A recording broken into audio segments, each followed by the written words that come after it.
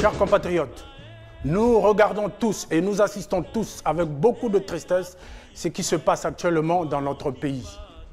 Des soi-disant hommes politiques se lancent dans une élection législative.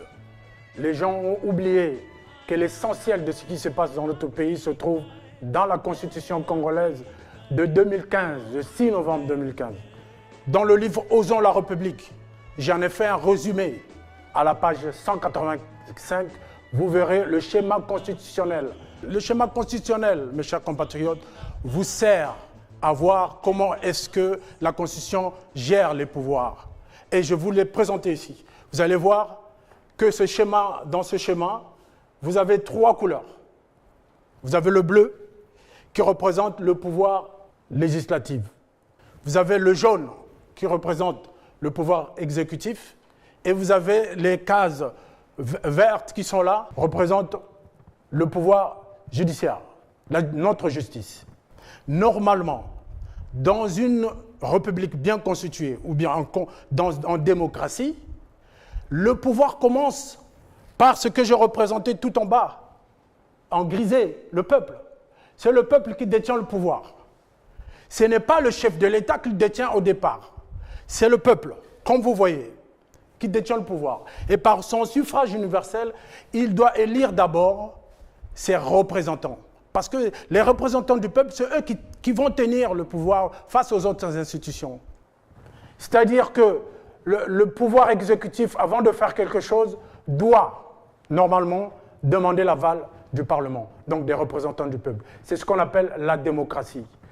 Le Parlement, une fois qu'il est mis en place, en ce moment-là, on peut passer à une élection présidentielle pour élire le chef de l'État. Le chef de l'État est mis en place, il peut nommer son gouvernement, et ça, c'est le pouvoir exécutif. L'équilibre se situe entre le pouvoir législatif et le pouvoir exécutif. C'est-à-dire que le pouvoir exécutif ne peut pas prendre des décisions qui ne sont pas validées au niveau du Parlement. Le Parlement qui valide. C'est pour cela que chaque année, on fait des budgets qui sont votés au Parlement. Mais dans notre pays, les choses ne se sont pas déroulées comme ça depuis très longtemps. C'est pour cela que dans ce livre, j'ai dit et j'ai proposé que la solution pour le Congo, c'est de revoir ce tissu de mensonges, cette constitution de 2015. Vous allez voir que je vous démontre que ça ne sert à rien d'aller dans une élection. Avant que je vous parle de la démocratie, entre parenthèses, ce que vous voyez entre parenthèses, les chiffres que vous voyez entre parenthèses, c'est les numéros des articles tels qu'ils apparaissent dans la Constitution de 2015. Et les flèches expliquent l'exercice du pouvoir. Chaque flèche va à partir de celui qui exerce le pouvoir vers celui qui le subit. Donc vous voyez exactement ici que le chef de l'État ne subit aucune flèche. C'est un cas clair de despotisme, c'est-à-dire qu'il n'y a pas d'équilibre de pouvoir. C'est lui qui attaque toutes les institutions, telles que vous voyez. Il n'y a qu'une seule flèche qui va vers lui, c'est celle qui juge le chef de l'État. Et celui qui juge le chef de l'État, c'est la haute cour de justice. Et je veux vous démontrer par la suite que cette flèche, elle est nulle. Le chef de l'État exerce un pouvoir absolu, tel que vous le voyez. Et on se demande comment on peut aller dans une élection présidentielle. S'il y a un match Congo-Cameroun et l'arbitre est camerounais, je ne pense pas que les Congolais vont jouer ce match. Au Congo, le chef de l'État est juge et parti. Et c'est ce qu'on va voir ici. Il a commencé, quand il a pris son pouvoir, le chef de l'État, la première des choses qu'il a fait, c'est d'usurper le pouvoir du peuple, le suffrage universel. Comment? Il a pris en otage la Cour constitutionnelle. Notre Cour constitutionnelle est composée de 9 membres. Sur les 9, il en nomme 5.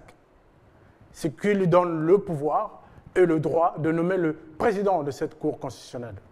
Et vous savez que la Cour constitutionnelle, c'est cette Cour de justice qui juge les litiges qui sont issus des scrutins. Comment pouvez-vous aller dans une élection quand vous savez que le juge des élections n'est autre que le chef de l'État derrière le président de la Cour constitutionnelle? C'est-à-dire que le suffrage universel du Congo est entre les mains du chef de l'État. il prend en otage la justice. Dans notre pays, comme vous le voyez, l'organe supérieur de la justice congolaise, ce n'est pas la Cour suprême comme dans d'autres pays, mais c'est le Conseil supérieur de la magistrature. Et ce Conseil supérieur est dirigé par le chef de l'État lui-même. C'est inadmissible. Dans tous les pays, on veut l'indépendance de la justice. Comment accepter dans ce pays, le Congo, que le chef de l'État soit encore le président du Conseil supérieur de la magistrature, qui est l'organe supérieur de la justice. Et c'est ce conseil qui fait tout, qui gère les tribunaux, qui gère les cours, qui gère tout. La haute cour de justice, que vous voyez un peu plus bas, elle est dirigée par le président de la Cour suprême. Le président de la Cour suprême est lui-même membre du Conseil supérieur de la magistrature. Donc, n'allons pas chercher loin. La justice congolaise est prise en otage par le chef de l'État. Nous sommes dans un despotisme remarquable et criard dans le monde. Ce qui se passe au Congo ne pouvait pas se passer. Ailleurs, on ne pouvait pas accepter. Le peuple allait se soulever. Le peuple allait reprendre son pouvoir. Mais ce qui nous intéresse aujourd'hui, c'est l'élection législative.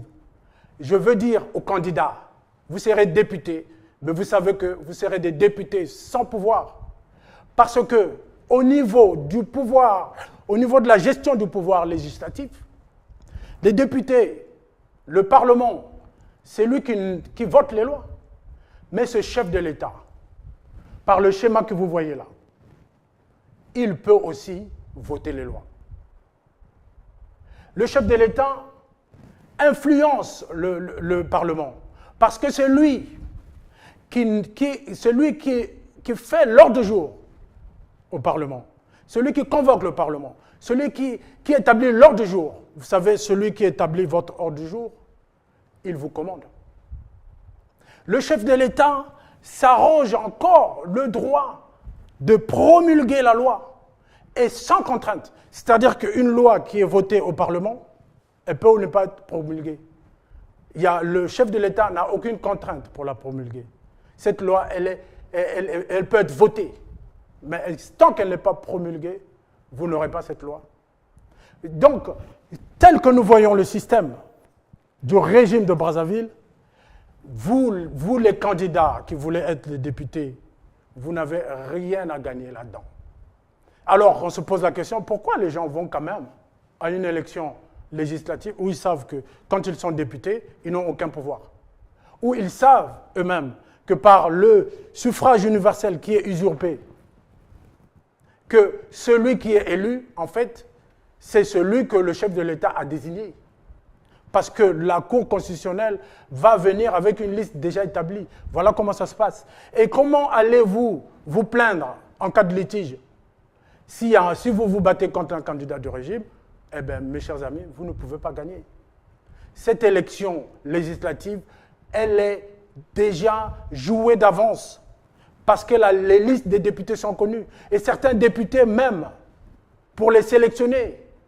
Vous avez vu, on a vu, aujourd'hui, il y a des députés qui n'ont pas été sélectionnés pour être candidats.